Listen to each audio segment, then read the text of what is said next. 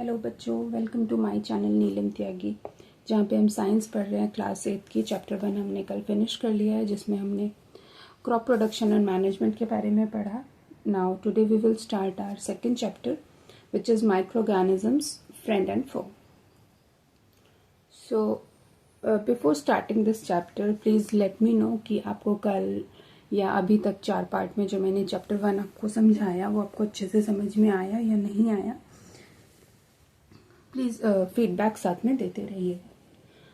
अभी हम स्टार्ट करते हैं our chapter second. Let's begin.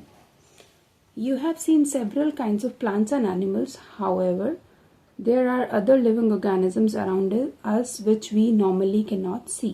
These are called microorganisms or microbes. So, chapter का फर्स्ट वर्ड ही नए टाइटल का क्या है? माइक्रोऑर्गेनिजम्स। अब हमें जानना है कि माइक्रोऑर्गेनिजम्स क्या होते हैं। हम अपने आसपास कुछ ऐसे जीव जंतु देख पाते हैं या ह्यूमन बींग्स देख पाते हैं, लिविंग ऑर्गेनिजम्स देख पाते हैं, लेकिन कुछ ऐसे होते हैं जैसे हम क्या सपोज हम मक्खी देख सकते हैं, मच्छर देख सकते हैं, मकड़ी देख सकते हैं, ऐसे छोटे छोटे चींटी देख सकते हैं, ऐसे कीटाणु देख सकते हैं। लेकिन आपको पता है इनसे भी छोटे, बहुत छोटे छोटे भी जीव जंतु होते हैं जिनको हम नहीं देख सकते। ऐसे मतलब नेकेड आंखों से नहीं देख सकते। उनको देखने के लिए हमें माइक्रोस्कोप्स की जरूरत पड़ती है। ऐसे ऑर्गेनिजम्स को क्या बोला जाता है? माइक्रो ऑर्गेनिजम्स और microbes. For example, you might have observe that during the rainy season moist bread gets spoiled and its surface gets covered with greyish white patches. ये हमें एग्जाम्पल बता रहे हैं कि कभी कभी हमने देखा है मॉइस्चर के कारण बरसात के दिनों में, रेनी सीजन में ब्रेड को आपने देखा होगा कभी कभी वो खराब हो जाता है। लेकिन खराब होता हुआ वो हमें कैसा दिखता है? उसके ऊपर एक ग्रे कलर की लेयर आ जाती है नमी के कारण। Observe these patches through a magnifying glasses. अब अगर आप इसको मैग्नीफाइंग ग्लास के थ्रू आप देखेंगे ना, तो आपको इसमें छोटे छोटे छोटे छोटे ब्लैक राउंडेड स्ट्रक्चर्स नजर आएंगे। अब ये स्ट्रक्चर्स कहाँ से बने, क्यों बने, अब हम इनका पता लगाएंगे। सो एक्टिविटी हम स्टार्ट करते हैं इसको पता लगाने के लिए। ठीक है, एक्टिविटी 2.1 हमें दी गई है माइक्रो ऑर्गेनिजम्स के अंदर। Collect some moist soil from field in the beaker and add water to it. अभी ये बोल रहे हैं कि नम सॉइल, थोड़ी सी मॉइस्ट सॉइल जो है उसको आप इकट्ठा कीजिए एक बीकर में और उसमें थोड़ा सा पानी और ऐड कर दीजिए। After the soil particles have settled down, observe a drop of water from a beaker under a microscope. What do you see? अब ये बोल रहे हैं कि जब ये पूरी मिट्टी जमीन उसमें पानी में बैठ जाएगी ना, उसके बाद आप ऊपर से पानी उठाइए थोड़ा सा और आप उसको रखिए और उसको माइक्रोस्कोप के अंदर उस पानी की बूंद को चेक करिए। स्लाइड के ऊपर आप रख सकते हैं पानी की बूंद और फिर चेक कर सकते हैं माइक्रोस्कोप के अंदर। अब आप हमें बताएंगे कि आपने इसमें क्या देखा। Second activity, take few drops of water from a pond, spread on a glass slide and observe through a microscope.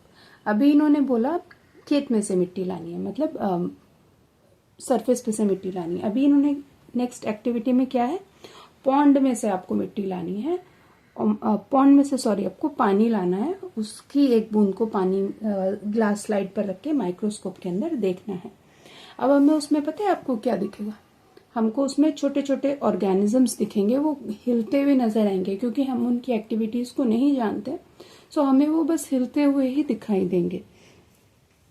These observations show the water and soil are full of tiny organisms.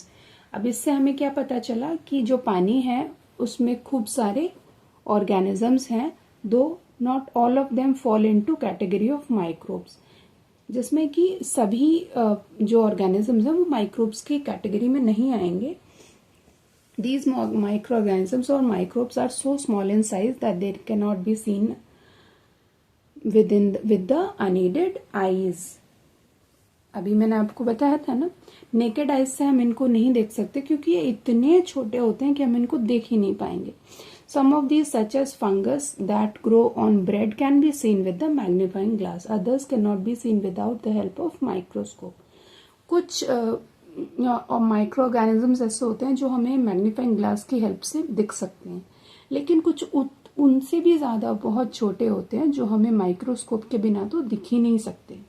That is why these are called microorganisms or microbes. Microorganisms are classified into 4 major groups. These groups are bacteria, fungi, protozoa and some algae. Some of these common microorganisms are shown in figure 2.1 and 2.4. अभी micro organisms को majorly 4 parts में divide किया गया है. What are those groups? This is bacteria, fungi, protozoa and algae. Viruses. Viruses are also microscopic but different from other microorganisms. They, however, reproduce only inside the cells of host organisms. Virus क्या होते हैं? Virus भी हमें microscopic ही होते हैं, वो उनको हम माइक्रोस्कोप के थ्रू ही देख सकते हैं, बट वो थोड़े डिफरेंट होते हैं बाकी माइक्रो ऑर्गेनिजम्स से, क्योंकि ये सिर्फ जो उनका होस्ट ऑर्गेनिज्म होता है ना, ये उसके अंदर ही रिप्रोड्यूस कर सकते हैं. और वो जो होस्ट बैक्टीरिया होस्ट ऑर्गेनिज्म होता है ना, वो कुछ भी हो सकता है. वो बैक्टीरियम भी हो सकता है, प्लांट और एनिमल भी हो सकता है. Some of the viruses are shown in figure 2.5. Common element like cold, influenza, flu जिसको हम बोलते हैं, and elements like and most cough are caused by viruses.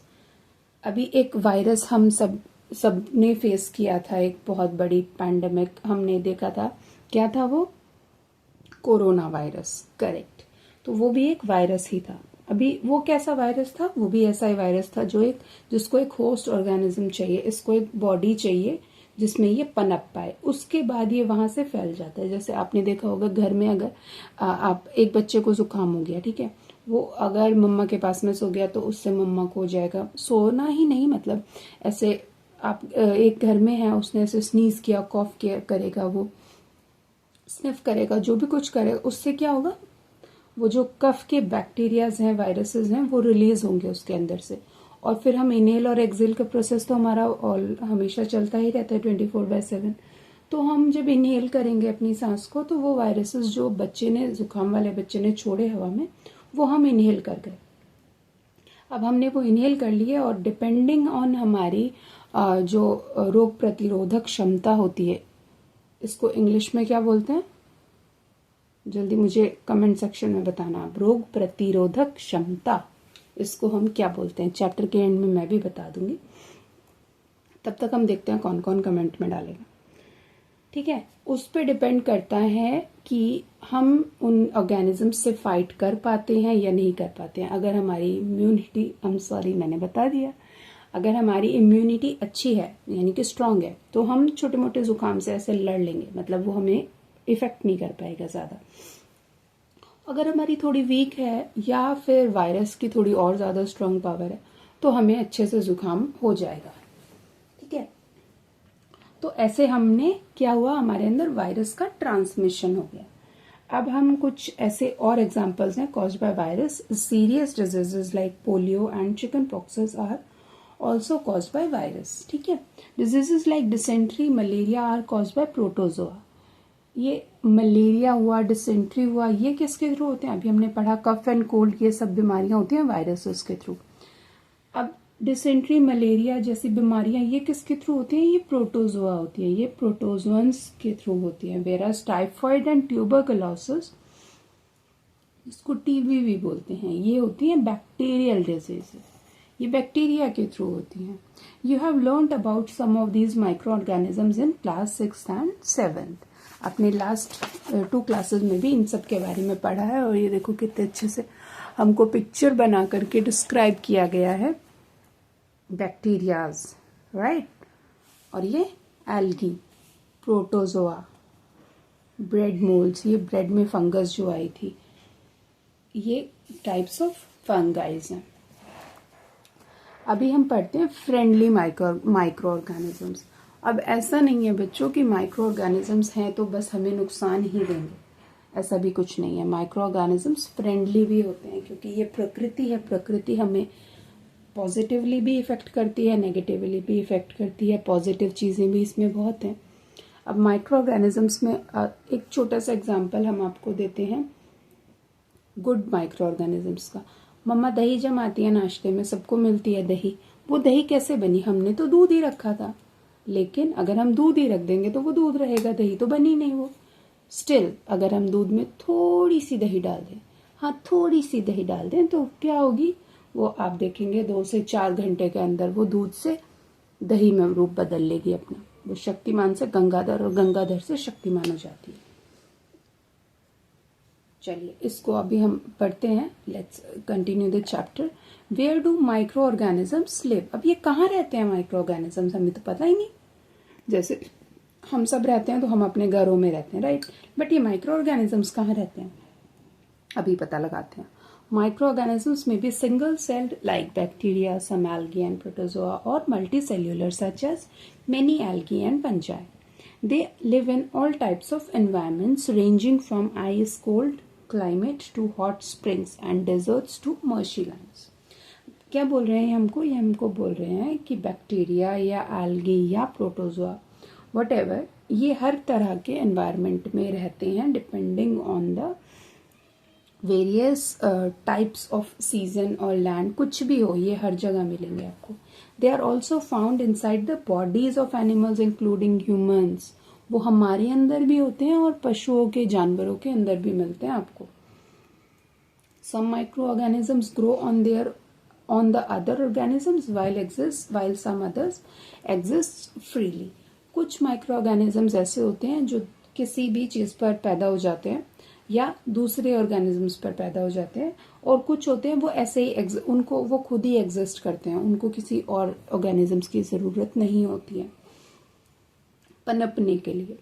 Micro organisms and अस। अब हम आते हैं माइक्रो ऑर्गेनिजम्स और हम मतलब हम सब human beings.